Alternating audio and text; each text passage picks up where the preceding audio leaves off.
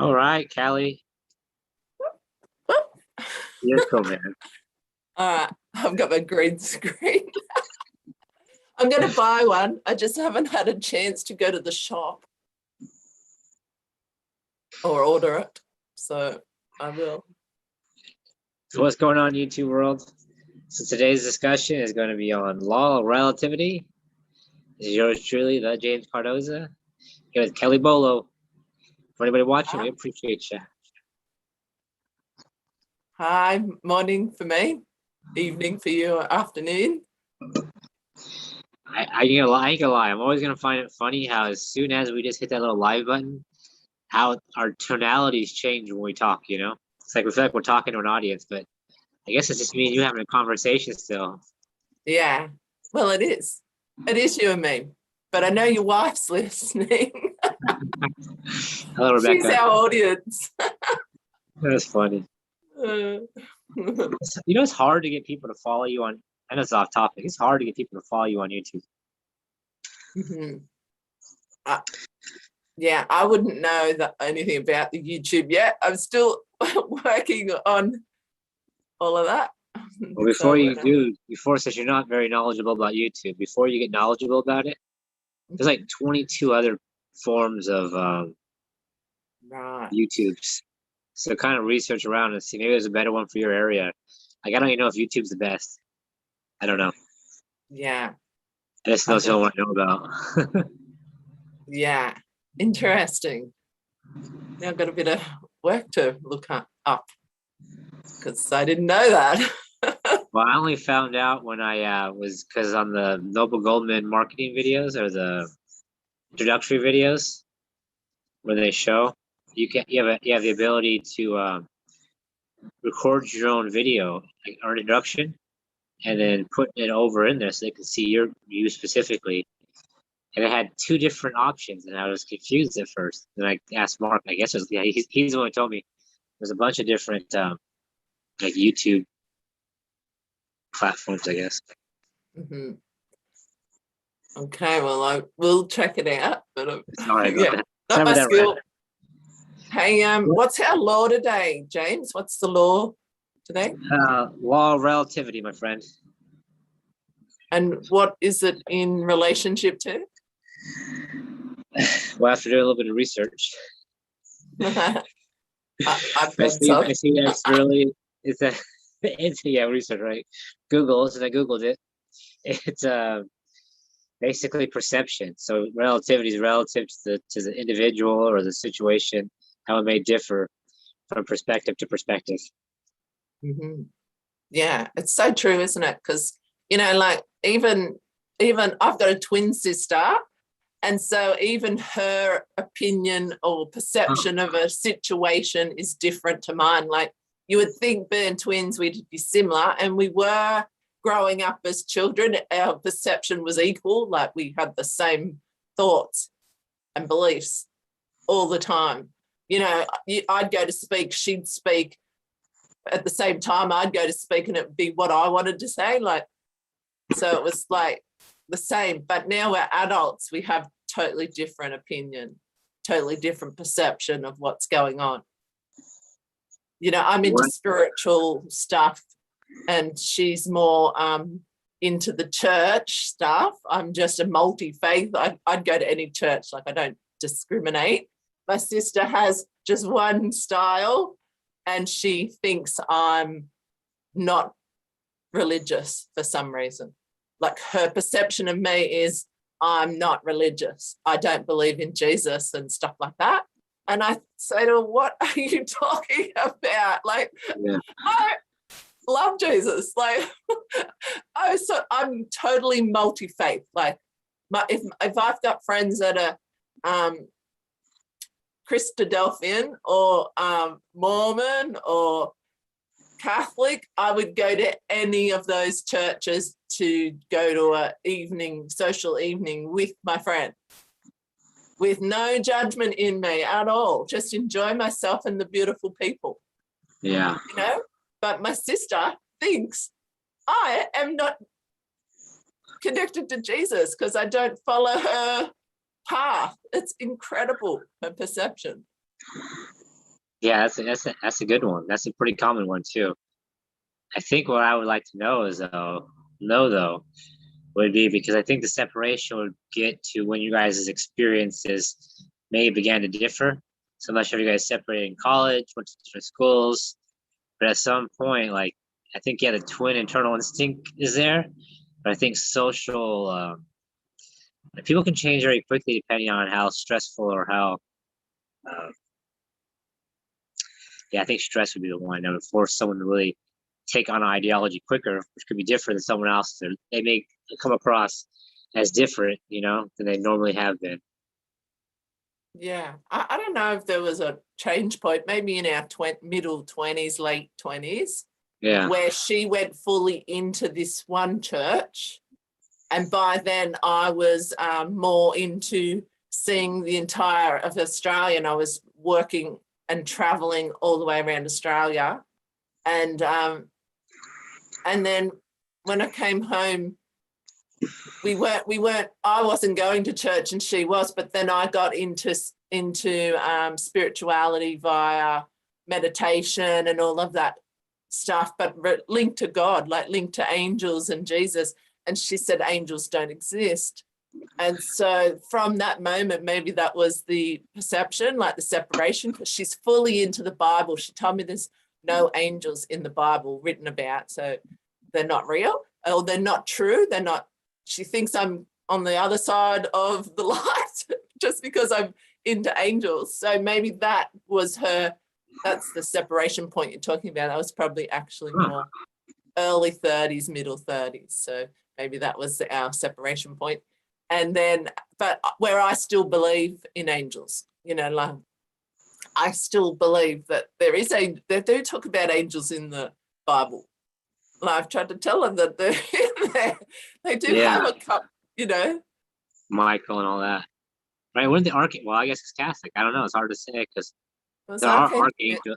There are archangels, right? There was 3 archangels. Yeah, Michael, they came and spoke to whoever it was. I can't remember who, because I've read the Bible, but it was so long ago I can't remember exactly. And yeah.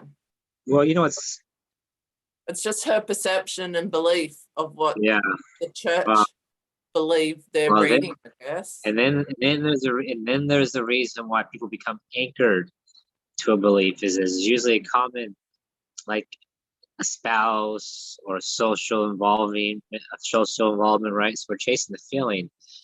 So most of the time, they belong. Like what is it that keeps my sister in her full-on straight line and doesn't look either side? Like doesn't allow herself the opportunity to expand a little bit more and see that people in other religions are unconditionally loving as well. Well, she associates with it's like she associates with like minds, and change is scary. So if you don't really have to do it, if you don't really force yourself to be out there, which a lot of people don't, because it's effort, when you're already in a comfortable place. That's what's the important part about I think for the future with schools and education. There needs to be more like what do they call that? Foreign exchange student programs. They do a better job getting the whole world involved, So because once we start realizing people's cultures, having more respect for it, and vice versa, we become at a better place for collaboration. Like, I mean, there's really a lot of things we should have already accomplished in 2021, but due to our we prioritize differences over commonalities. Yeah. That's my perspective, of course. It's just so interesting. And you're right. Like if they had more exchange student kind of relationships, it does make a difference. I remember we went to America when we were 16 and we did a 6-week, at school, from school we went and we did a lot of social activities, seeing where did we go? Los Angeles and California, like all that. I think close to where you live, like Ventura, or I can't even think of where I was, but anyways. And so we went to school a few times and it was just such a great experience because you got to actually meet other people from around the world, and it would be an amazing experience to have other cultures come. Like I know with my son's school, the Japanese families come and their children come for a few months and then things like that. So that just experience for the kids to know that they're not just their world, it's not just them. Straight line. There's a like my you can teach that at home, but to have the physical experience of them coming really makes a huge difference. You get out of your own way, basically. Any judgment of they don't look the same as our family. So relatively, like you're looking at a different family, like you know, the refugee family from Africa just arrived. We've never seen a dark-skinned person from Africa like that. Like, oh my God, they're different to me. I'm a young person. I've never seen that before. Mum forgot to tell me there's other cultures, other nationalities, other cultural differences. I thought we all looked the same. I thought we all have the same color skin. Oh my God, they're so different. But they come to school and they go, oh my God, we're not different. We've just got different, you know, different color. But we're not different. We've got the same eyes, same teeth, same heart beating. We've got similar personality. Oh my God, they're so funny. I love these people. Like, you know, suddenly you've got the same relativity of, like, you're no longer separate. And kids are good at it. They just surrender into the new situation with no judgment. Like, so kids are very good at that, you know, where adults maybe would judge, who are they? What are they here for? Are we safe? Well, that is, that becomes the issue, is that we don't really learn anything until we're taught it, right? And if we get brought up, so that's where generational things carry on, because of beliefs. It's hard to break those belief systems sometimes. Yeah. So even in this religion side, my sister, like, that's just her perception. Like, no one I know besides my sister believes anything like that with what I'm doing. Yeah. With what I connect with spiritually. Like, because I do believe in Jesus and everything. Like, I pray to Jesus whenever I want to, like, regularly. So it's not like you know where people lose me a lot is when there's a so if someone's telling me something and the opposition to what they have to say, if there's a penalty for it, then I don't usually believe them, because they're using fear. Yeah. That's a man-made tactic, right? So if there's ever an opposition to a belief, there's a consequence, you know, like, yeah, it just seems too, I don't know, it seems too skeptical to me. And if you do what I say, I'll give you candy. If you don't, I'm gonna kick the shit out of you. You know what I mean? Like, yeah. Well, not really, that comes from your parents as well, doesn't it? Like, as soon as we're born and we get that younger child, primary school age, and then our parents are telling us that's good and that's bad. And their perception of bad could be correct because of their previous experience themselves. And then their fear is telling you that's good, that's bad constantly. Yeah. And some of those things that are bad, when you dive a little bit more openly into understanding it, you find out that it actually was only bad because of what happened to them in a different situation. And this situation's totally not going to be that. Like, you start to realize that, and then you start to broaden your expansion of what you're perceiving. You know what I think a big problem, it just kind of hit me, it's law of relativity, right? All things are relative based on perspective. We also know our thoughts have value. And I think one of the problems is our society is so hell-bent on finding out and getting people to think about the worst stuff, right? Yeah. It's almost like, even if the simple question is, what do you think the world will be like in 5 years? Well, majority of people, not enough people are going to say negative stuff, which is going to vibrate at a really high level. But now if they started asking people, instead of, what do you want? Yeah, what do you want the world to be like in 25 years? Yeah, simple as that. You just said it. if you can write out anything you want on paper. Yeah. What do you want, James? Like in Yeah. 5 years' time, okay, so you could go a shorter time and just say 1 year. But what if it's a big why and you don't have to put a time, but what do you want in a year? What do you want in 2 years? Like, is there some big why? Like, I know you always say you want to be known by every person around the world, but what's your why underlying that? What's your perception of your actual, real, true, authentic why under it? Okay. Yeah, What do that's a you good want? question. Well, that's what everybody should write out, I think. And I think that it's also important that we write it out so we can be specific and direct, but we don't share it right away. Instead, we learn to memorize exactly what it looks like on paper, so that it becomes a thing that we think about the most without speaking about it. But our thoughts will direct our actions, right? So I think a lot of times, like me particularly, I fall short with the action. But there's something about just thinking about something as opposed to talking about it. I think when you talk about it as it's already done sometimes, it makes you believe it's already done. Yeah.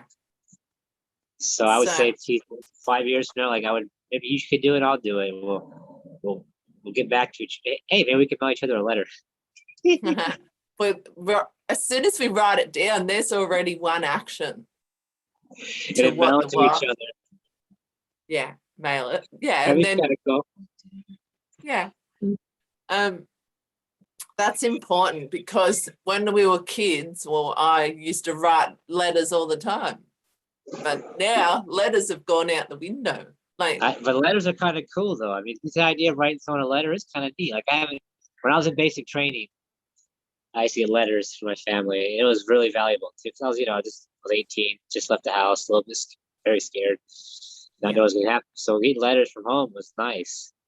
But a letter is almost like a step in the past. But it's like it takes real time and effort to write a letter. You make a call, but to write a letter takes real.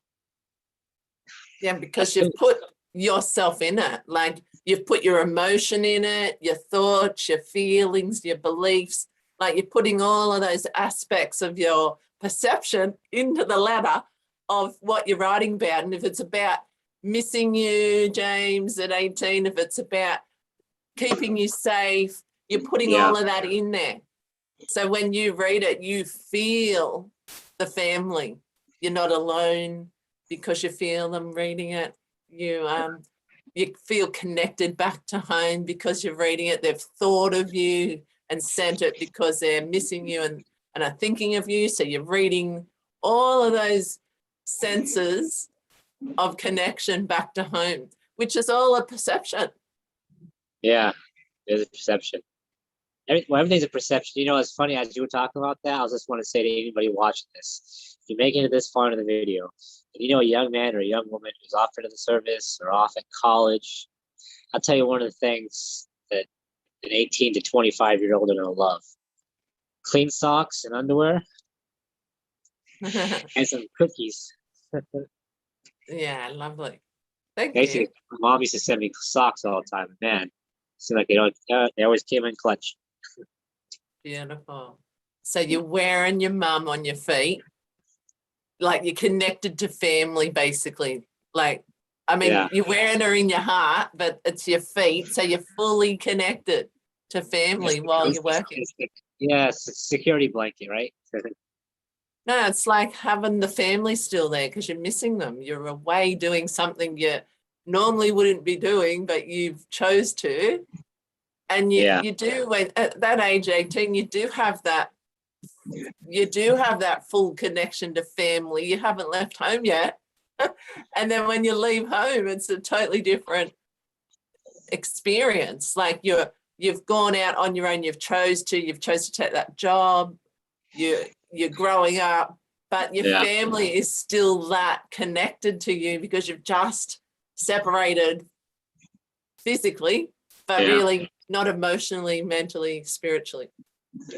Well, that's a big perspective too, because I've never, I guess I was kind of lucky to be so so much family and stuff. But there's people who have to grow up much younger than that for all the whatever reason life threw them a card.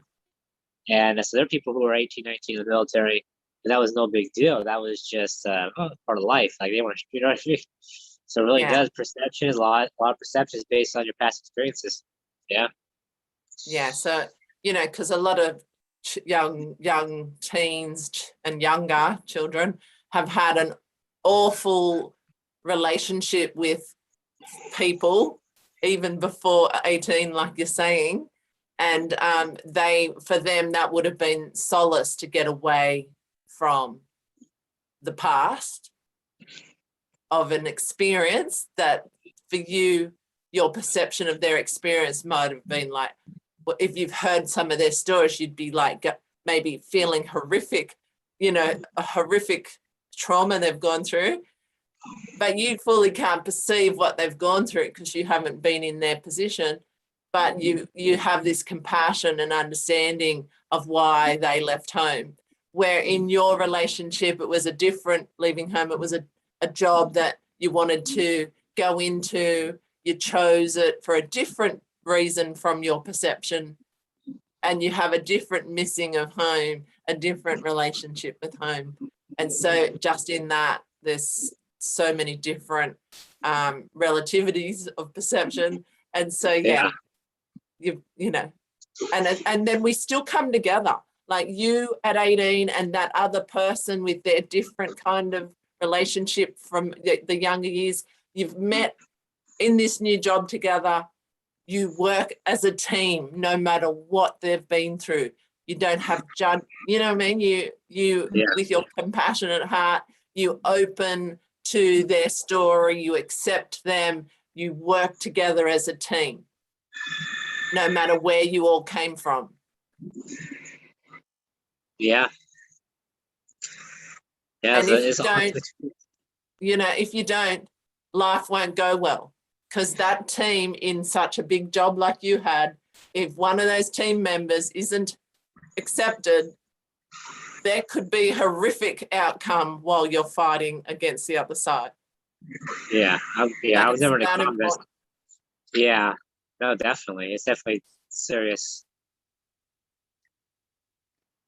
And what's funny is perspective. Even just within a small region like the U.S., even within the different regions of the U.S., how different people are. Based on geographic, I'm not talking that far away. Same country, same language, but there's so many different traits and characteristics that are different where we talk. So their perspective is going to be different too. Yeah. Yes. So in that scenario, like even that, so your neighbor is slightly different to you and your wife, even in where you live. Your person next door is slightly different in perception of where you pair live and what you both do differently. And their, judgment is a big thing. It comes into our perception, like our judgment of what's right and wrong, back to good and bad, dark and light, And so even this COVID thing, there's people on the fence about whether the vaccine is safe yet, and then other people on the fence that they've had no problem with it and they've had the vaccine and they've had no issue, and then there's people that have had an issue, like, not that I want to go into vaccines, but like it's the whole underlying perception as well. Like, did you have a underlying current of fear before you went and chose that? And then that fear catalyzed even worse outcome, or was it going to happen anyway? Who knows? Like, we don't really know the future. We're only perceiving what we are afraid of in our choices. Well, yeah, a lot of it has to do with your perspective. Yeah, so, it's a big one. Because there's always been anti-vaxxers. But I think that because people are becoming so passionate about their likes and dislikes, it's almost like it's becoming really hard to not look to the opposition's stances just to disagree with them, like whoever thinks. So a lot of it just has to do with social, I think it's just social acceptance. But Yeah, and freedom. It comes back to freedom, doesn't it? Like you know, when you left that job, I'm assuming at around 25, if I'm correct. yeah, That was your decision. You knew it was now time for you to do something else. Like you, for whatever reason you had to leave, you had to choose to leave. Okay. At the end of the day, you had to make a choice. Or you may not have had a choice if you were injured at all. You may not have had a choice. But the thing is, in even not having the choice, you still had to make a choice to fully move on and do yeah, something different, right? So in someone else's perception, looking outside in, some people would be going, good for you, James. You've made the right decision because you need to do something that really sits with your heart well and move on. Someone else would yeah, be looking in and going, oh, why did you do that for? That was an amazing job. Why didn't you, you know, whatever, that's an amazing job. Why didn't you keep doing that? Like, blah, blah, blah. That's their perception. Someone yeah, else looking in goes, oh, I'm on the fence. I don't know if you should have stayed or whether you should have gone. If it was me, I wouldn't be able to decide. I'd be stuck on the fence for a few years. Well, would that even serve you? Stuck on the fence, because stuck on the fence is also creating you anguish for the next few years till you decide. So everything comes back to what each individual's idea of freedom is and their choice, and not freedom in your job particularly, but really the choice has to be yours. If you leave that area of work and go to another area, it has to be yours if you want the yeah, vaccine or not, because there's an inherent part of us that has a different perception. And when we go against the grain of that internally, we are shrinking ourselves. We are creating more pain and suffering for ourselves. The outside world does not get affected. It's the yeah. inside world. Well, you know what's interesting? There's some videos. I keep meaning to watch them, but talk about the theory that there is no free will. And I don't know exactly what they're going to say, but I think it has a lot to do with for the time we're very young, being pre-programmed, so that yeah, even by the time we get to be an adult, the decisions we don't know why we're making them, because they become so separate from, I guess, who our original self would have been. It's like Yeah. putting stickers all over a chalkboard. Eventually, you won't see the chalkboard anymore. Yeah. I think it's like this. Do you believe in this intuition, this internal knowing that individually you'll have? Like, how you're in a family, you're a young person and you're thinking, my family is nothing like me. Like, I believe in multi-faith and everyone else is fully this one church. Like, I believe the people Yeah, over in that church are loving and kind too. So, well, they must be just, anyway. So in that scenario, like, how you look at your family and you're like, what am I in this family for? They're nothing like me. yeah, But I am in that family. So what is my perception? Like, what am I choosing to show up as? Am I going to follow what my family believe is right, good, and I'm bad? Or am I going to follow what my intuition, my inner knowing of who I am as a soul on the body believes is good or bad? Like, even that I is a think perception. I think it all. This is a complete perception, right? Or Yeah. this just a thought that it all stems from survival. So I think what happens is people have different levels of fear. So the fear creates defense mechanisms, which create beliefs. So I think separation becomes, if even very close, would be that from the body's willingness or desire to survive. So it creates defense if it's how scared it is. The least scared body will release less cortisol and different hormones, right? Person that's more scared, they begin to close themselves off. So they're looking for more comfort. So yeah, so I think it has to do with just that from the very beginning, the hormones being released. And maybe as children, people who have suffered different traumas, it could be something with that because our bodies are so like producing. I think the Yeah. And not, hormones, say on yeah. fear, because fear releases hormones. So I mean, this is my theory, but yeah, I think this is where the separation begins from natural desire to survive as a kid, and then however Yes. you're affected or what you experience. Yeah. Yeah. I love that. That's so true, like so spot on in your analogy, because it is a survival. Like, who wants to be alone? Who wants to feel separate, even in Not your many own humans. family? Yeah, You not know, many people. you end up even as a young child fitting in, so you're not alone. Like, that's what I feel I did, fit in with what my mum and dad believe I should be, not what I am. Yeah. You know, and so in that, it's a bit like needing a family as you get a bit older and you're getting into the adult years. Like, you also want to fit in with the community. You know, you might dress like your neighbours and fit in with the neighbourhood, or drink with the neighbours to fit in with the neighbourhood, or Yeah. dress up with the glamour to fit into the neighbourhood.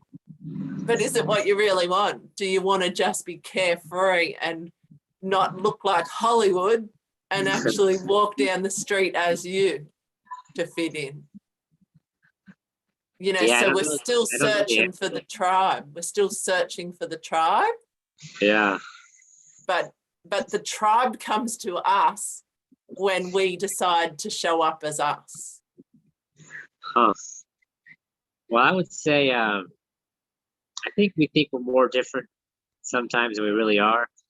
You ever been in a situation where maybe your moms or your pops, maybe now or in the past, where they mention something and you're like, oh, I didn't, or like, let's say a music band. Oh, they say, oh, I like that music. You go, oh, you like them? You don't realize that even within our own family, we sometimes look for the opposition. But we have so many similarities even with our parents, right? Like we have DNA that's directly related to them. So you're gonna have Yeah. similar mannerisms. You're gonna have similar.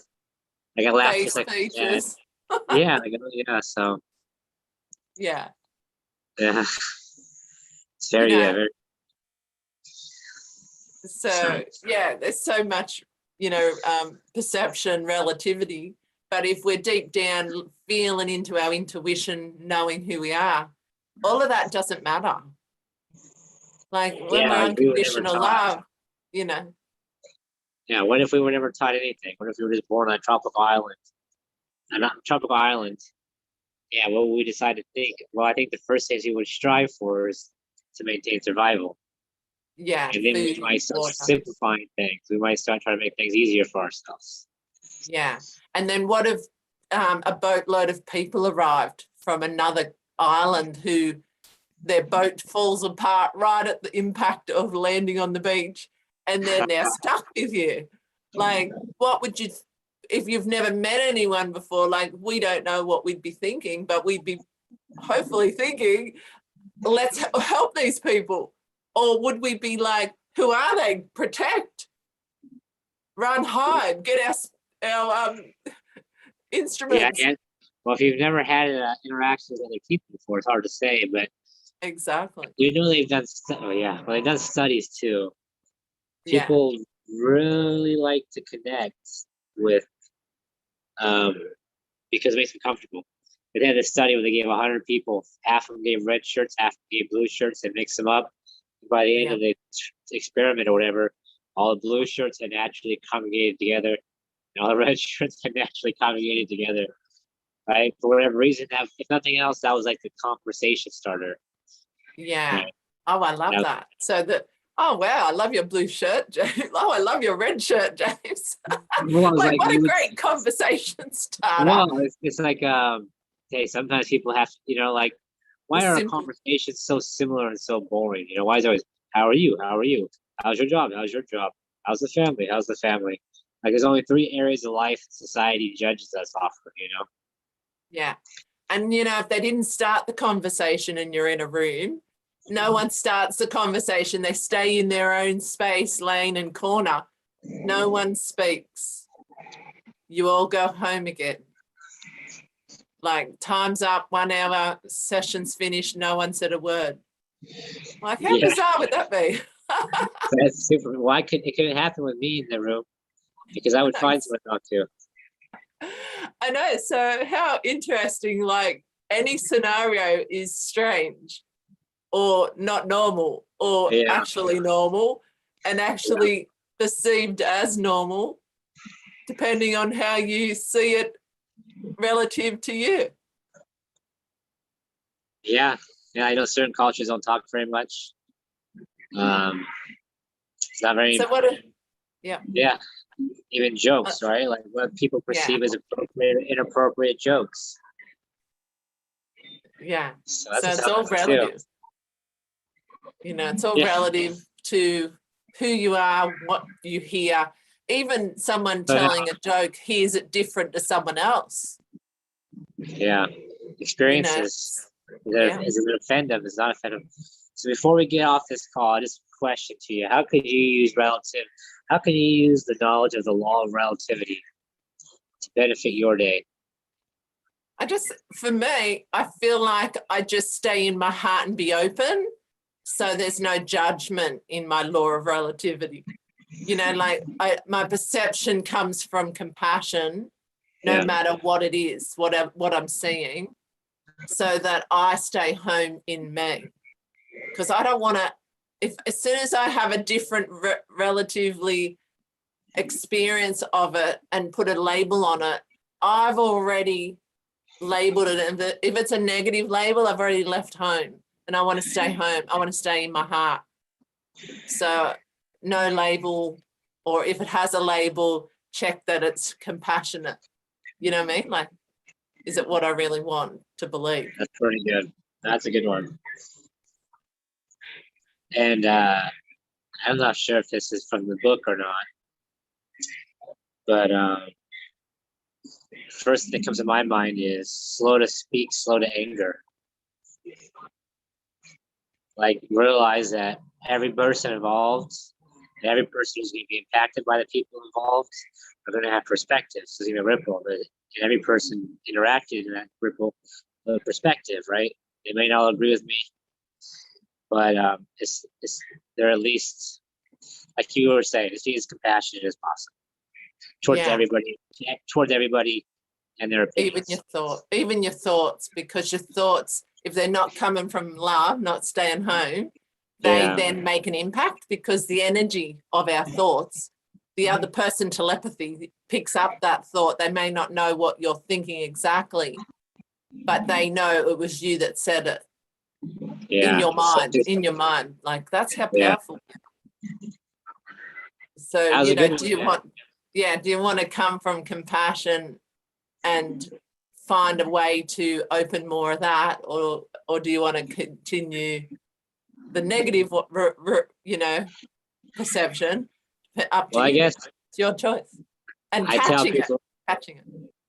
I tell people this: when it comes down to the sort of person that they think are trying, or what should they become, what person should they become, the best question I can ask them is, what were the characteristics of a person that you would follow? Be the person you would follow. Be the person you would follow. Yeah.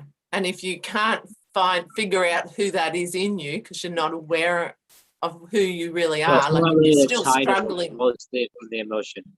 Yeah. If you're still struggling with that, find people that you look up to, that you admire, and start.